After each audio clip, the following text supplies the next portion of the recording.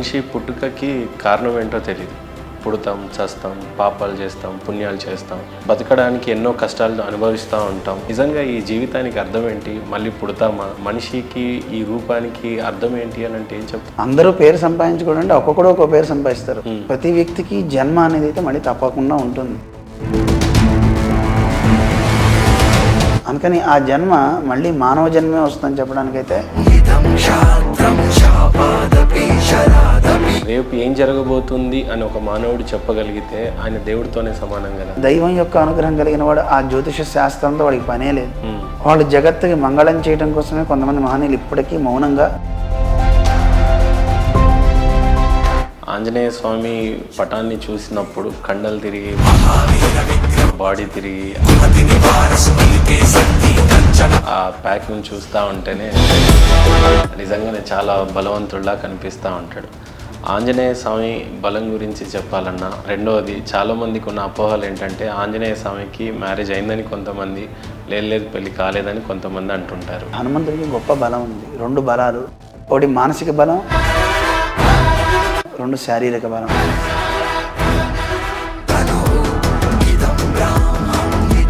హనుమంతునికి పెళ్ళి అన్నారు. హనుమంతుడికి రాముడు తప్ప ఇంకోటి ఏం లేదు.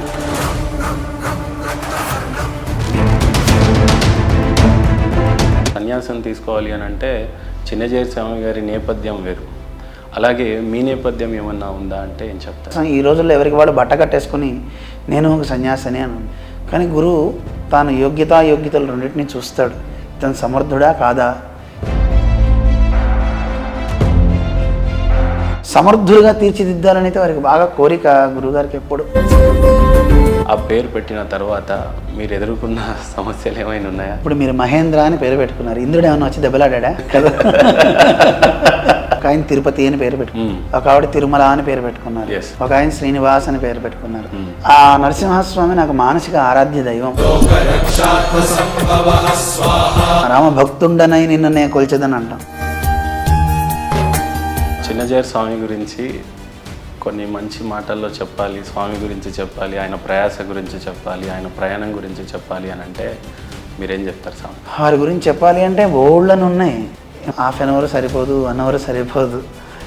ఎందుకంటే వారి గొప్పతనం ఎలాంటిది, వారి మాట చాలా గొప్ప. భగవంతుడికి సంబంధించిన గొప్ప జ్ఞానం ఉంటుంది. ఈ జ్ఞానం అనే క్షీరం ఉంటుంది అక్కడ వాళ్ళ గుండెల్లో. ఆ మాటకి ఎవరైనా వసూలు అవ్వాల్సిందే. కళ్ళు లేని పిల్లల కోసం ఒక స్కూల్ పెట్టారు.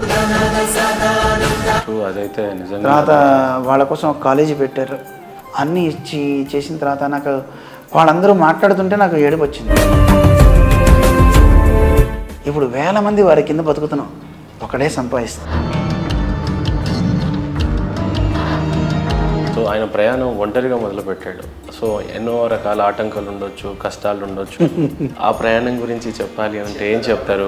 మీరు ఒంటరి అంటున్నారు కనుక ఆయన ఒంటరి కాదు, ముందు చెప్తున్నాను. స్వామివారికి పెద్ద బెటాలియన్ ఉంది. దానికంటే ముందు బదరికాశ్రమంలో తపస్సు చేయడానికి వెళ్ళారు. ఇంత పెద్ద సమతామూర్తి ఈ ప్రదేశాన్ని ఇంత చక్కగా తీర్చిదిద్దడానికి ఎన్నో ఆటంకాలు వచ్చి ఉంటాయి కదా. ఇల్లు కట్టడానికి అయితే వాడు ఒక్కడే సంపాదించాలి. ఇది వారి కోసం కాదు కదా కట్టేది, ఇది చరిత్రని సృష్టించారు స్వామివారు.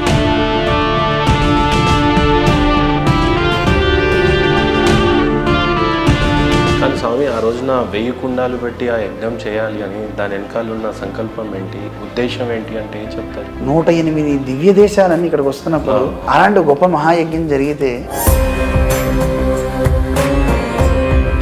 ఆలయాలు ఉన్నా కూడా స్వామివారికి తిరుమల తిరుపతి దేవస్థానమే అంత ఫేమస్ అవడానికి, ప్రాచుర్యం అవడానికి కారణం ఏంటంటే ఏం చెప్తారు? అప్పట్లో స్వామి పుష్కరిణిలోంచి బయటకు వచ్చేవాడు. ఒక ఎండిపోయిన ఆకు దాంట్లో పడింది అనుకోండి, చెట్టుకున్నప్పుడు ఎలా నవనవలాడుతుందో అలా తయారైపోతుంది. ఎవడైనా వృద్ధులు వీళ్ళు అందులో దూకితే వాడు యవ్వనంలో ఎలా ఉన్నాడో అలా యవ్వనంలో తయారైపోతాడు.